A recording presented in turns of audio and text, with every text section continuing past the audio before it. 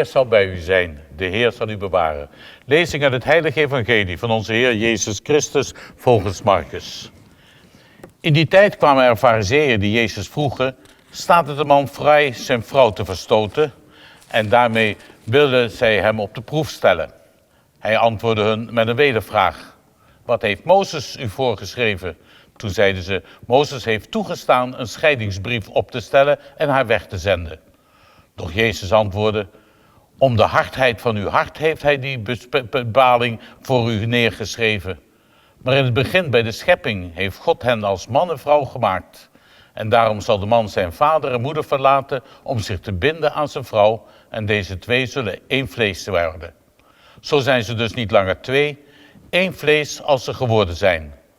Wat God derhalve heeft verbonden, mag een mens niet scheiden. En thuis ondervroegen de leerlingen hem nogmaals daarover. Hij zei, wie zijn vrouw wegzendt en een ander huwt, maakt zich tegenover haar schuldig aan echtbreuk. En wanneer ze haar man verlaat en een ander huwt, begaat ze echtbreuk. Woord van de Heer. Wij danken God. Beste mensen, de formatie van een nieuwe regering duurt wel erg lang. Politieke kopstukken zijn erop vastgelopen. Ze willen niet naar elkaar toe bewegen, zei mevrouw Hamer, de formateur. Ze zijn bang dat de achterban het kwalijk neemt dat ze water bij de wijn doen. En ze willen niet bij elkaar willen horen. Rechts wil niet bij links en D66 wil niet bij de ChristenUnie horen. De sfeer tussen de partijen is verziekt. Ze willen niet allemaal met elkaar regeren omdat de partijen van elkaar verschillen. En iedereen vindt dat er geen water bij de wijn kan. In onze tijd moet blijkbaar iedereen zijn eigen leven kunnen leiden. Niet buigen voor de ander. Dat is een recht, zegt men. En dat is natuurlijk waar. Maar je eigen leven leiden kent natuurlijk wel zijn beperkingen. We leven met elkaar in één land. We leven met elkaar in één stad of in één dorp, in een gezin. En waar mensen het leven met elkaar delen, moet je ook rekening houden met elkaar. Met elkaars rechten, maar ook met elkaars wensen. En zeker als je samen moet regeren of je samen onder één dak woont, dan moet dat. Dat vraagt verdraagzaamheid, aanpassingsvermogen, inschikkelijkheid. Je kunt niet altijd je eigen programma bekijken of je eigen programma uitvoeren. Of helemaal je eigen weg gaan zonder je iets van anderen aan te trekken. In het evangelie van vandaag gaat het over echtscheiding. In de Joodse samenleving van toen kon een man zijn vrouw wegsturen. Andersom was onmogelijk in die mannenmaatschappij. En Jezus maakt dan zijn toehoorders duidelijk dat dat eigenlijk niet kan. Volgens Gods bedoelingen is de huwelijksband blijvend. En dat is zeker het ideaal, maar ja, mensen zijn zwak en het lukt niet altijd. In onze tijd duurt de formatie lang. In onze tijd zijn er veel scheidingen. In onze tijd hebben ze veel individuele meningen. En dat is altijd een drama. Bij een echtscheiding zeker voor de partners en nog veel meer voor de kinderen als die er zijn. Het geeft echter geen pas om een beschuldigende vinger uit te steken, want meestal is er sprake van onmacht. Onmacht om elkaar te bereiken, omdat ze in een langzaam proces uit elkaar gegroeid zijn. Ze zijn hun eigen weg gegaan, zonder zich nog iets van die ander met wie je een band bent aangegaan aan te trekken. Ieder heeft zo zijn eigen programma en ze willen niet voor elkaar wijken.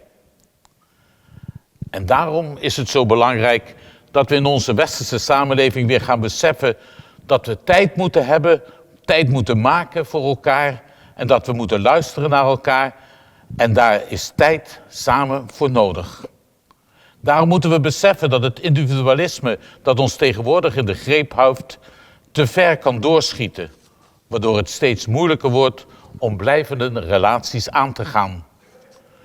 Natuurlijk, iedereen moet zijn eigen leven kunnen leiden, maar iedere mens die geen rekening kan houden met de wensen van anderen, kan ook niet echt zichzelf zijn en zichzelf worden.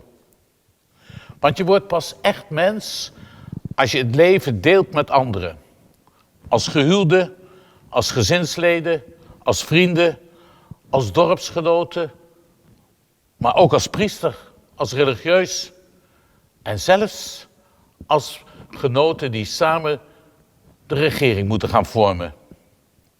En delen betekent onherroepelijk niet altijd je eigen zin kunnen doen.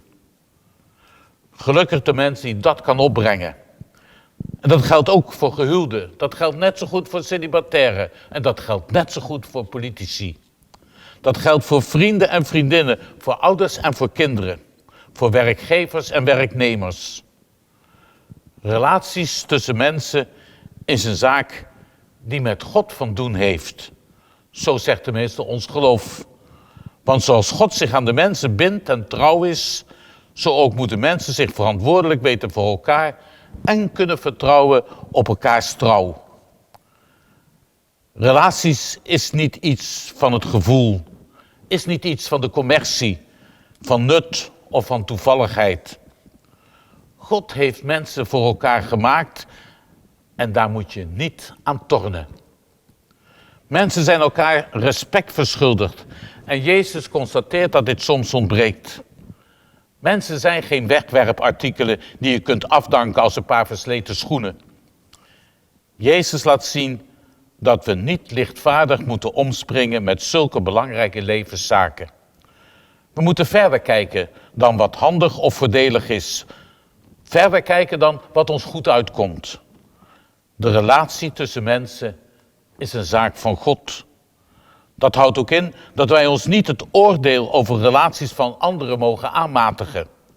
Het is niet aan ons om uit te spreken wat God al niet verbonden heeft. Dat zegt het evangelie niet. Het is niet ons. Een mens zal niet scheiden wat God verbonden heeft. Mensen, bemoei je met je eigen zaken en stel Gods regels over wat hij wel of niet gebonden heeft niet voor hem op. Dat kan God zelf. Spreek niet over het huwelijk en over relaties vanuit het negatieve. Maar stel het positieve voorop. En het is al erg genoeg als het negatieve mensen overkomt. Daarom, mensen zullen vader en moeder verlaten om zich te binden aan elkaar. En als God de dingen verbindt, moet jij de dingen niet willen scheiden? Amen.